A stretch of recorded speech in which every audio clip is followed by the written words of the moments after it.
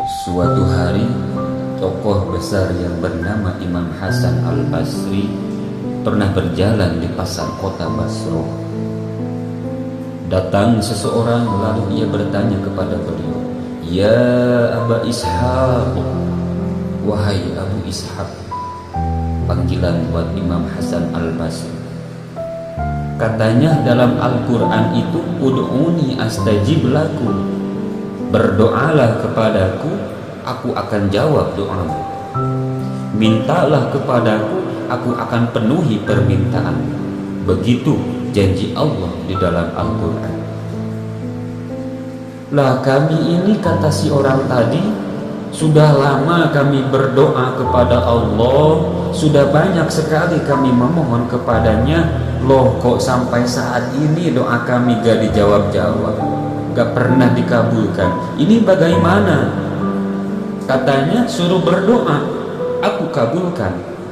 Sudah lama kami berdoa, kenapa gak pernah dikabulkan? Apa doa kami salah pasang? Apa Tuhan pas saat itu kebetulan gak mendengar? Atau bagaimana ini? Imam Hasan Basri tersenyum. Lalu ia menjawab, "Ya ahlal Basro, hei penduduk Basro, hatimu mati. Dari hati yang mati bagaimana mungkin doa akan dijawab? Tidak ada getaran yang membuat channel kepada Allah untuk nyambung, tidak ada.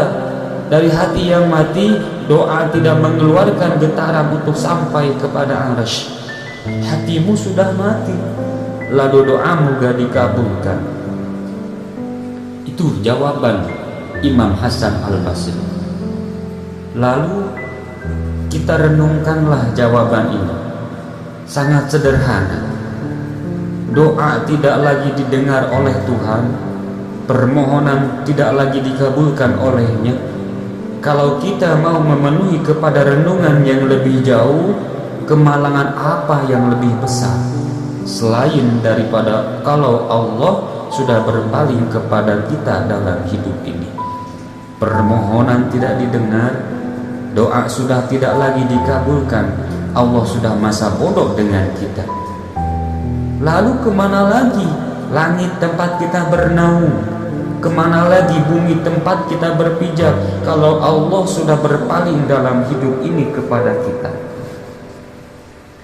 Itulah kemalangan yang paling besar di dalam hidup ini.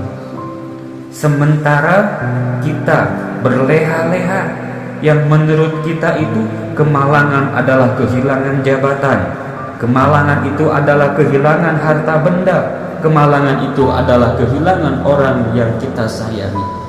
Allah berpaling dari hidup kita, tidak pernah melakukan evaluasi. Nah, apa yang menyebabkan hati menjadi mati sehingga tidak ada getaran nyambung ke arasy yang mengakibatkan Tuhan sudah berpaling kepada kita? Doa tidak lagi didengar, permohonan tidak lagi dikabulkan. Ada beberapa hal yang menyebabkan hati menjadi mati sehingga doa tidak lagi diangkat. Imam Hasan al-Basri menjelaskan beberapa faktor yang menyebabkan hati jadi mati. Yang pertama, kata beliau, "Araftumullaha wa lam tu'tu haqqah." Kamu kenal Allah, tapi haknya untuk disembah, kewajibanmu untuk menyembah gak pernah lagi kamu laksanakan. Bagaimana hati tidak jadi mati? Kenal? Siapa pencipta alam semesta? Allah. Siapa pencipta lautan, bumi, gunung, sungai? Allah. Siapa pengatur segala-galanya? Allah.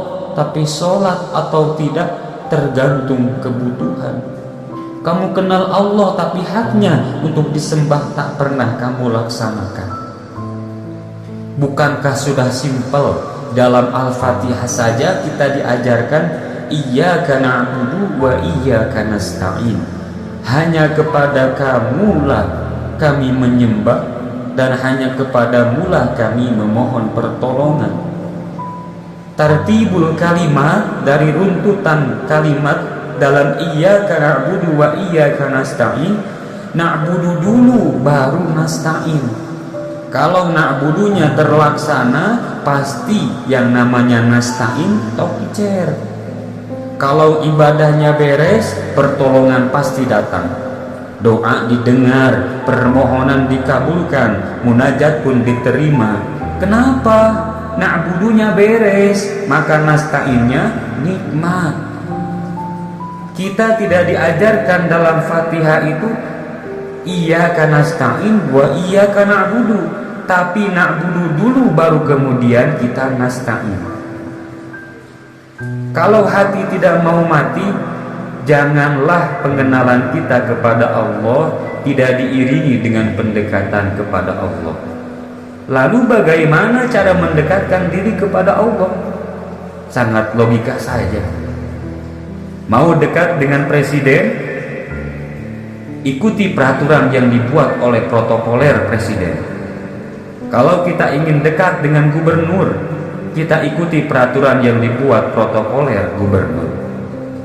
Kalau kita ingin dekat dengan gubernur, ya gak bisa kita dekat dengan gubernur dengan membuat peraturan sendiri. Mau dekat dengan Allah, tidak bisa dengan metode sendiri.